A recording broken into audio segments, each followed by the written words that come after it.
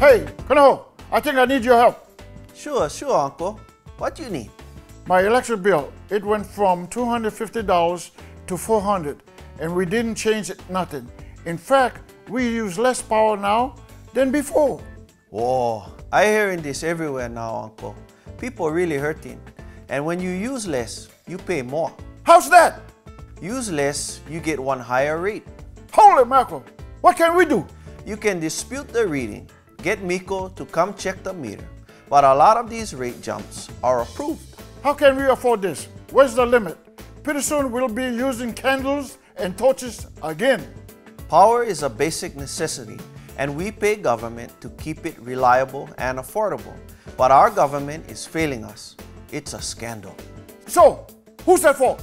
I'm not sure, Uncle, but it's interesting. The HECO companies have obvious problems. High oil costs, obsolete equipment, more than a century of trading favors with politicians, and a CEO who rakes in more than $115,000 a week. $115,000 a week? How many solar panels would that buy? Quite a few, Uncle. In theory, a monopoly can be efficient, but in practice, they get corrupt and lazy. But if you accuse them, they'll just point to the Public Utilities Commission and say, hey, we only do what we're allowed. So, the PUC is the problem. Well, part of their job is to keep rates down, and they haven't. But there's only 3 commissioners, and they don't have the staff to police HECO. If you accuse them, they'll say, hey, get the legislature to give us more people and more money, and we'll be able to do a better job. So, is it the legislature's fault? Partly, but when we questioned them, they said, hey, all we can do is create a framework. It's up to the governor to provide bold leadership and appoint tough regulators. Okay, so the governor can fix this problem? Well, he can initiate change, but if he's not a leader who can bring the public and the rest of the government along with him, then he'll just say, I'm trying to fix it, but there's too much bureaucracy. Or I'm trying to fix it, but there's too many selfish protesters, like those I am people who are blocking me. We're all in the same canoe, and we have to paddle together. Now I'm confused. Is he really saying his own rules are in his way, and the reason rates are so high is because too many people are protesting high rates? Now you see the problem.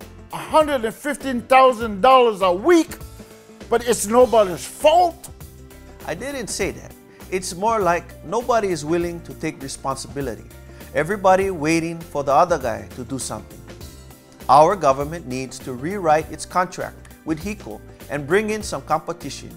You know, I just said goodbye to a guest who's a German immigrant. She said when she lived in Berlin, she had a choice of 20 different electric providers. That's amazing. But what can we do here? Our representatives need to wake up and get busy. If they don't, then all sorts of people are going to get very angry. People who don't like politics and are normally quiet. Hard-working parents who can't pay their bills. Small businesses who see their profits sucked away. Even institutions like UH Hilo, which paid $5.5 million for electricity last year and is facing another $230,000 increase.